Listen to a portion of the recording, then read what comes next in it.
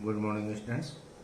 In previous lecture, we have studied the general property of group 15 and preparation of some compound, and we have started by nitrogen, dinitrogen N2 gas. So we have read the preparation of N2 gas and the properties of N2 gas. In today's lecture, we will focus mainly on the preparation and properties of ammonia and nitric acid. At the same time, we will start group 16 elements with general physical properties. Now, come to today's topic. Okay. Ammonia, NH3. Now, preparation. In preparation, the first preparation is ammonia is found by decay of nitrogenous organic compounds like urea. Already you know, in agriculture, urea is main fertilizer. We use this. So urea react with water to form ammonium carbonate, which decompose to form ammonia gas, H2O, and CO2 gas is released. So this is one preparation of ammonia.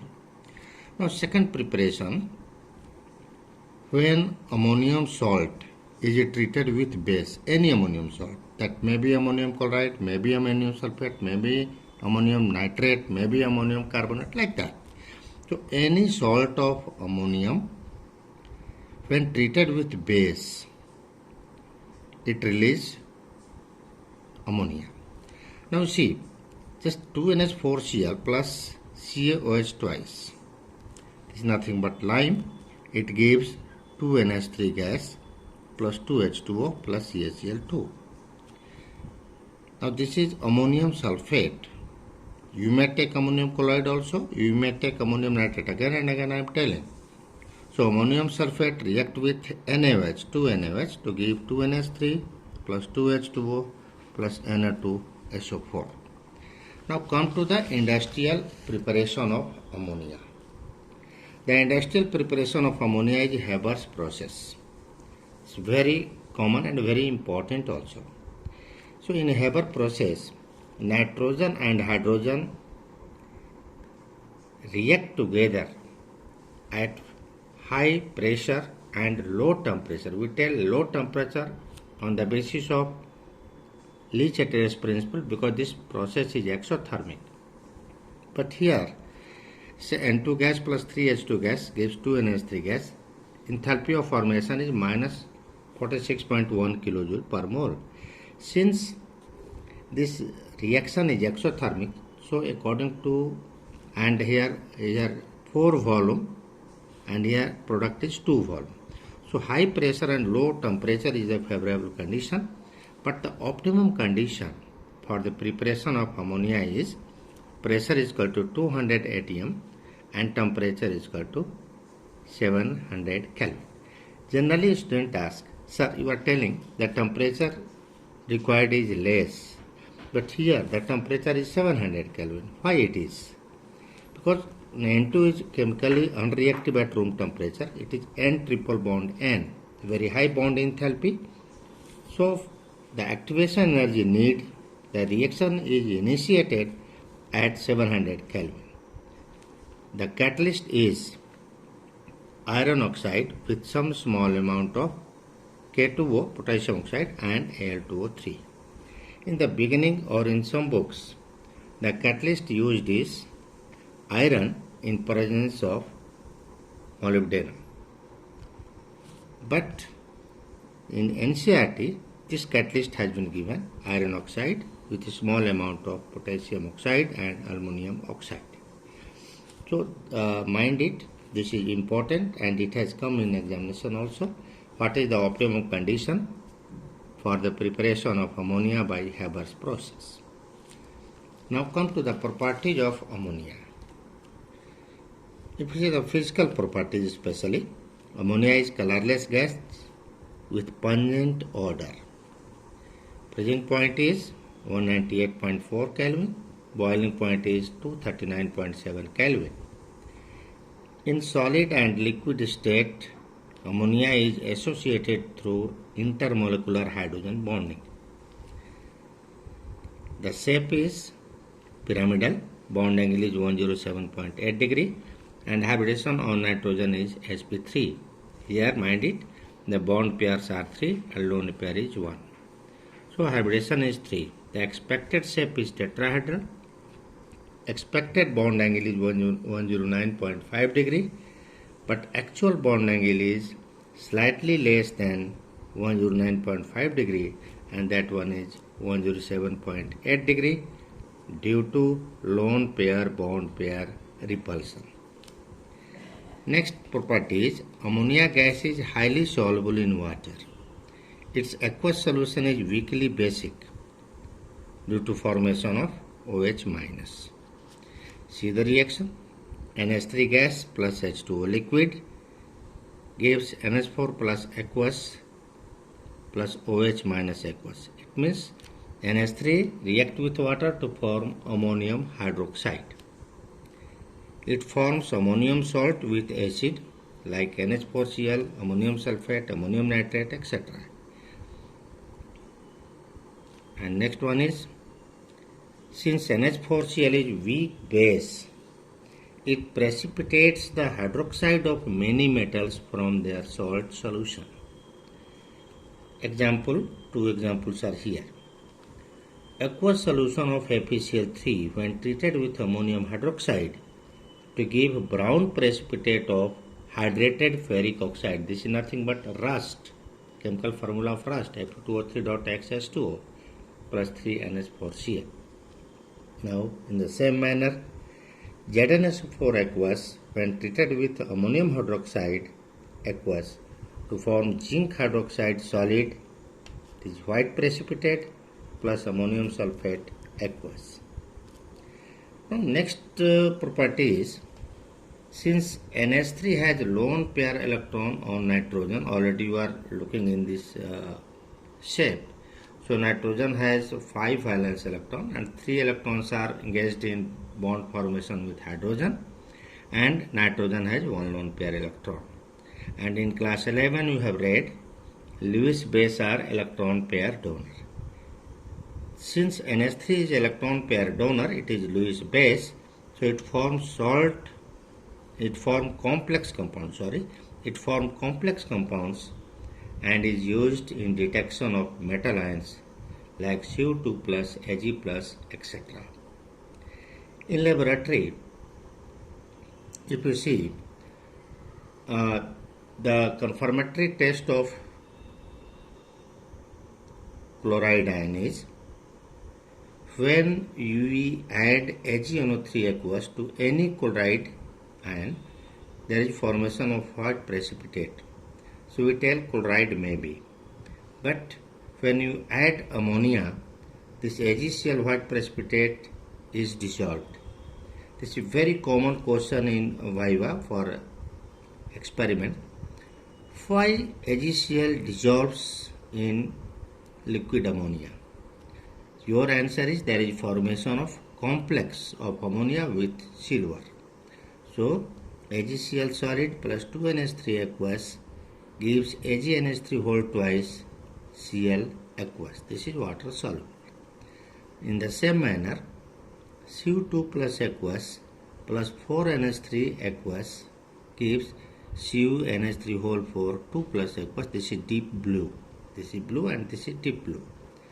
So both are the complex compounds. Already you have read in the previous lecture coordination compound, and you are knowing the IUPAC nomenclature of these coordination compounds also. So there is no problem for you. Now for homework, you should already, I have told, you should focus on all NCERT in text, exercise and all. So homework is in text 7.4 and 7.5. Now next compound is nitric acid. Already I have told group 15 elements has only 3 preparation property. One is nitrogen gas, second is ammonia gas, and third one is nitric acid.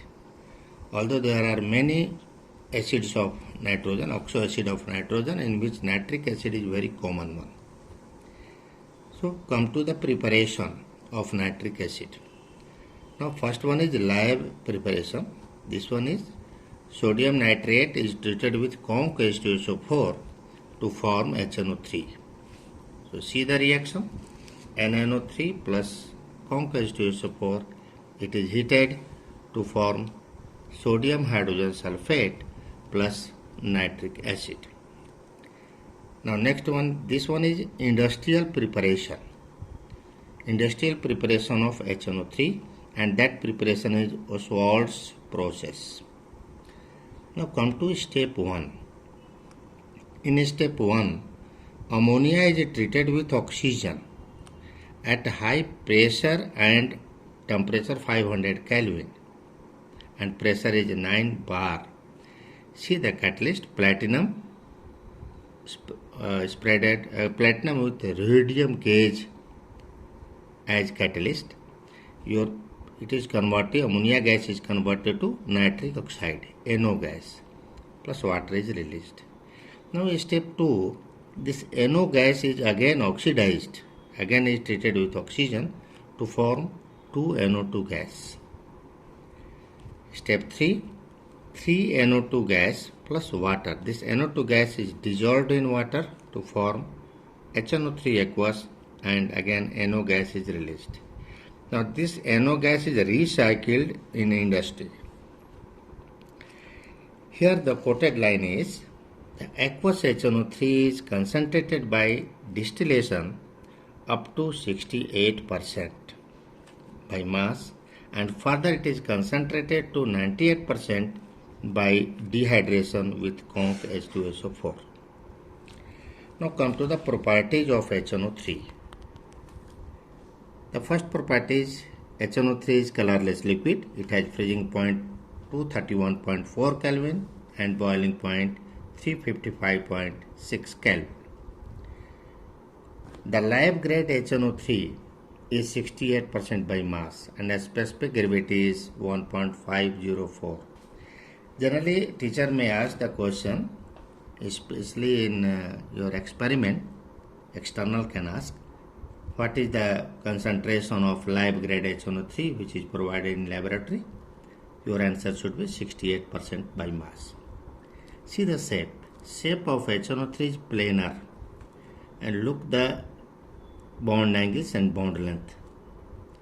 The HON bond angle is 102 Kelvin, ONO bond angle is 130 Kelvin, ON bond length is 140.6 pm, OH bond length is 96 pm, and NO bond length is 121 pm. Here you see nitrogen has 5 valence electron, so 1 electron is engaged here, and here one bond is double bond and other bond is coordinate bond basically.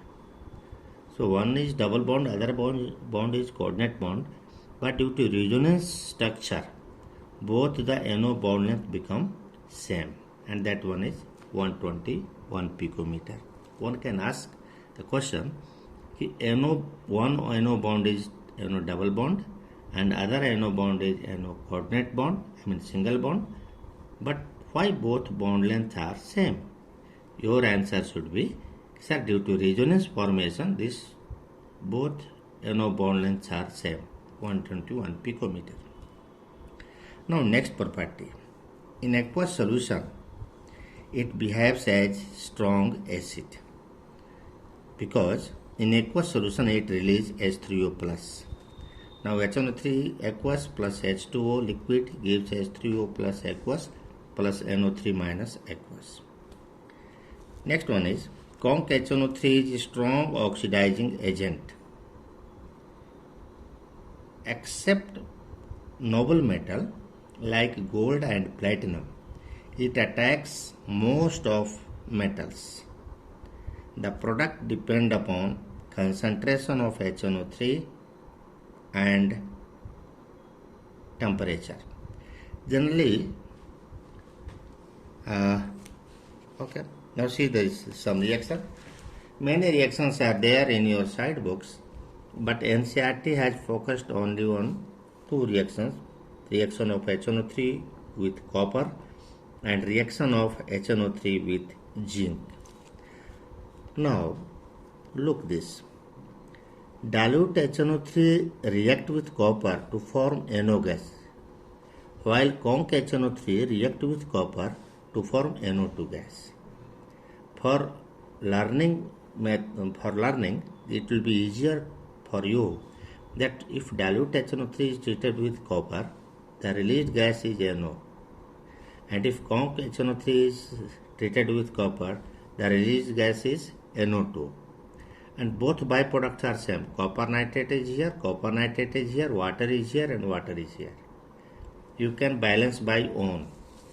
In CBSE board, if reaction is asked, so according to the rule of CBSE board, inorganic reaction should be chemically balanced. So mind it, balancing of reaction is required always. Here, a reaction of zinc with dilute HNO3, it gives N2O, while with conc HNO3, NO2.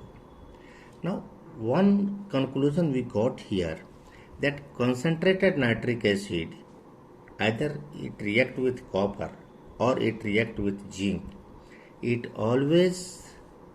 gas released is always NO2. But dilute HNO3 with copper release NO gas, but with zinc it release N2O. N2O gas is nitrous oxide and it is also known as laughing gas. Generally, teacher asks the question, aluminum is not inactive metal like gold and platinum, yet aluminum or chromium do not react with HNO3. Why? It's a very important question. Why aluminum do not react with HNO3? Here, actually aluminum with conc HNO3, it forms Al2O3, and this Al2O3 is passive in nature and it protects the aluminum for further reaction.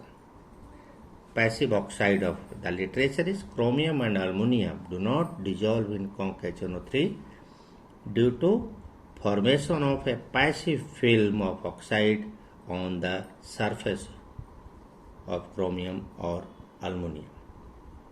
Now next one is reaction of conc HNO3 with non-metals. Now iodine treated with conc HNO3 to form iodic acid HiO3. Byproduct NO2 gas, water. In all reaction, what beauty you see in all the reaction. In all the reaction, the released gas is NO2, NO2, NO2. Always you are looking NO2. So overall conclusion what we got. Conc HNO3 either it react with metal or react with non-metal. The released gas is always NO2. And since HNO3 is oxidizing agent, so non-metal also oxidizes, metal also oxidizes. If you see, the oxidation state of iodine is 0 here, and here the oxidation state of iodine is +5. So iodine is converted to iodic acid. Copper is converted to CO2. Carbon is converted to CO2. The oxidation state of carbon is 0 here, and here it is +4. Oxidation takes place. Now sulfur. This is a very peculiar reaction. Now S8 plus 48 HNO3 conc, it is converted to H2SO4 plus 48 NO2 plus 16 H2O. So it is advice for you that you should learn this, that 48, you cannot approach up to 48. So you should remember this 48. P4, this is phosphoric acid. Here oxidation state is 0, here also 0, and here it is +5.